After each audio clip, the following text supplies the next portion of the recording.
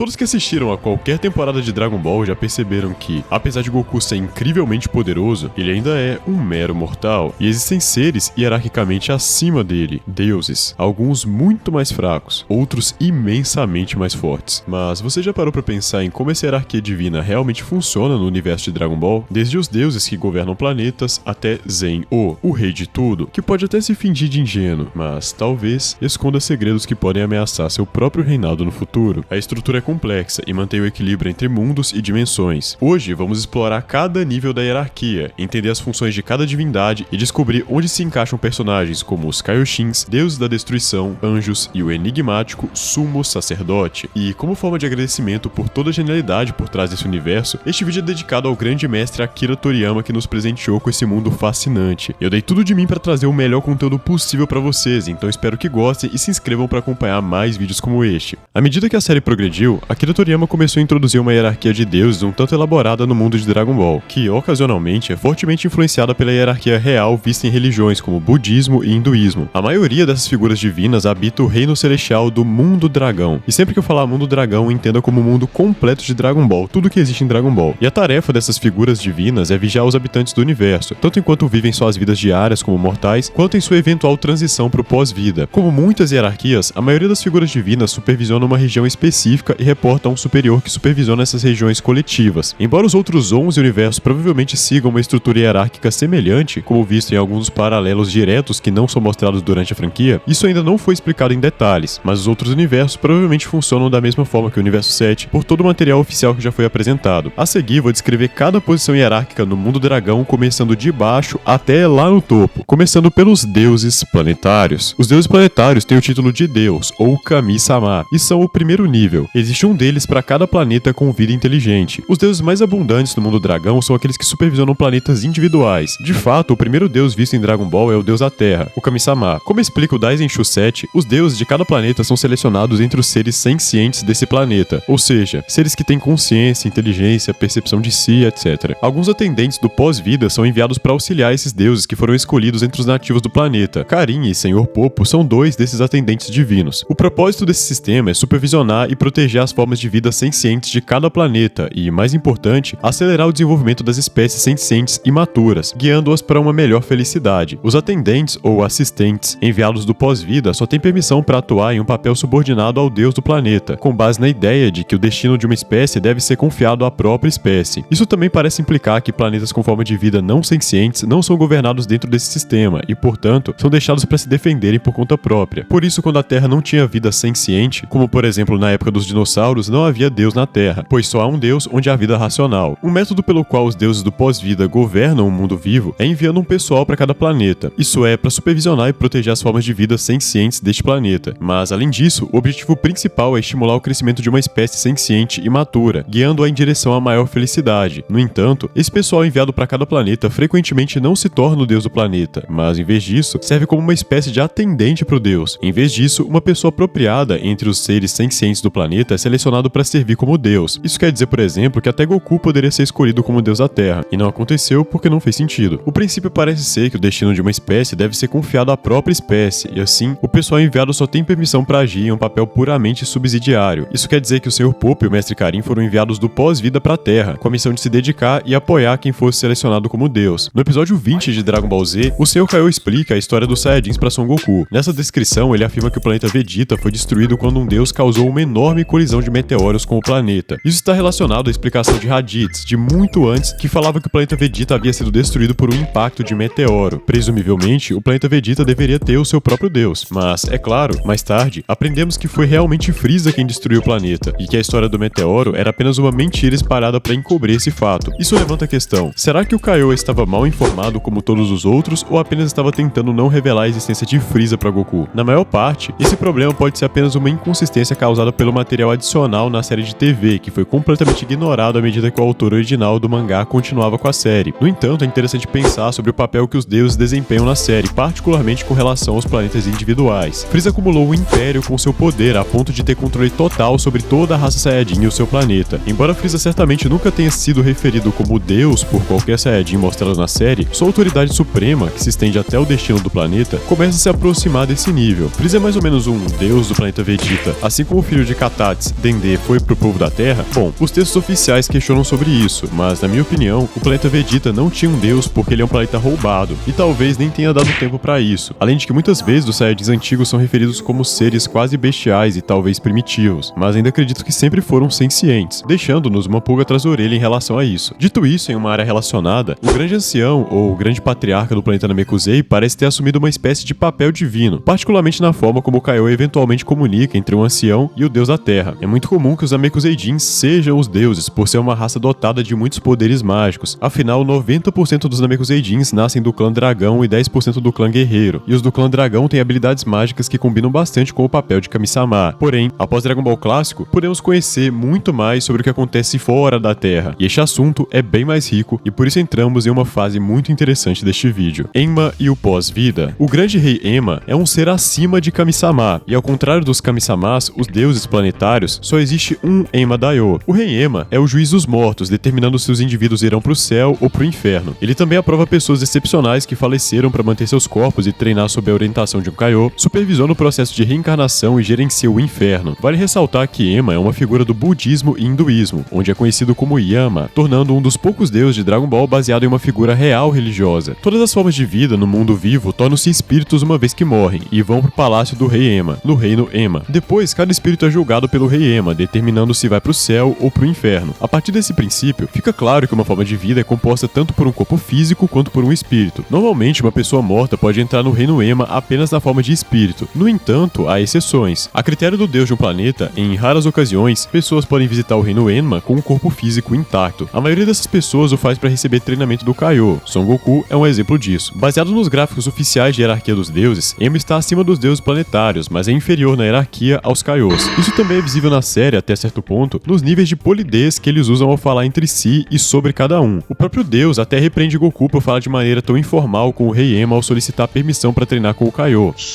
Não grite! Não deve se dirigir assim ao Sr. Enma Daioh! Mas... Um fato curioso é que o próprio Enma viajou pelo caminho ou Estrada Serpente no passado distante, inclusive treinou com o Kaiô do Norte, permitindo-lhe subjugar qualquer espírito violento que chegasse pro seu julgamento. O senhor é incrível! Conte com o Raditz! As almas que são julgadas por Enma como boas embarcam em um avião de passageiros extravagante e são levadas ao céu. Céu, no caso, com letra maiúscula, porque é o lugar, que é localizado no céu acima da mansão de Enma, no reino Kaiô. No caso, céu com letra minúscula. O reino, paraíso, céu, fica acima do, entre aspas, firmamento, do reino Enma, e logo abaixo do planeta do Supremo Senhor Kaiô. Goku treinou aqui durante sua preparação pro 25º Tenkaichi Budokai, quando conseguiu alcançar o Super Saiyajin 3. Por outro lado, o inferno é onde aqueles considerados maus são enviados por Enma. Sendo o reino mais baixo do pós-vida, o inferno é separado dos reinos divinos superiores por nuvens especiais, aqueles que vêm de cima para poder passar pro inferno, mas qualquer um vindo de baixo não pode passar, prendendo-os no inferno. No episódio 13 de Dragon Ball Z, Goku cai acidentalmente na Estrada Serpente no inferno, enquanto está a caminho de treinar com o Kaiô do Norte e fica preso. Lá ele encontra Gozu e Mezu, dois Onis, ou demônios, encarregados de guardar a área 3 do bloco 1 do inferno. Depois de derrotá-los em uma série de desafios, eles mostram a ele um caminho secreto para sair do inferno, que leva ao topo da gaveta da mesa de Enma, e Goku deve começar sua jornada pelo caminho da serpente novamente. Gozu e Mezu são vagamente e humoristicamente baseados em cabeça de boi e rosto de cavalo, dois guardiões do submundo na mitologia chinesa, com Gozu e Mezu sendo leituras japonesas de seus nomes chineses, semelhante a como Son Goku é pronunciado, já que Son Goku é a pronúncia japonesa de Sun Wukong. Afinal, Dragon Ball é inspirado em uma história chinesa chamada Jornada ao Oeste. No episódio 93 de Dragon Ball Super, Goku pede permissão ao rei Enma para permitir que Frieza retorne ao mundo dos vivos por 24 horas para competir com o Universo 7 no Torneio do Poder. O rei Enma, relutante, acaba concordando, apenas cedendo quando Goku descobre que o destino de todo o universo está em jogo, mas sob a condição de que Goku não mate Frieza na Terra, caso ele comece a causar problemas, mas sim enquanto eles estão longe da Terra, no torneio. O rei Enma fala: